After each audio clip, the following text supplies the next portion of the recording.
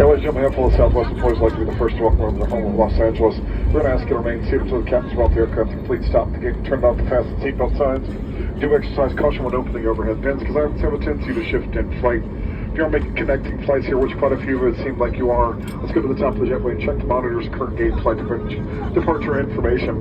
Again, check the monitors, they're not always updated on your cell phones. This aircraft is going to continue on to Phoenix, but it's a different flight number, so you're going to have to deplane the aircraft, get on the aircraft back on if you're going back to Phoenix once they start boarding the new flight number. Aircraft is continuing on to Phoenix. We are not continuing on to Phoenix. You're going to remain seated. Check around the seat back pocket or floor in front of you, make sure there's nothing left behind.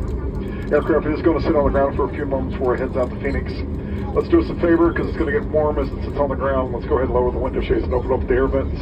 Okay, let's lower the window shades and open up the air vents as the airplane's going to sit on the ground for a few moments before it heads over to Phoenix.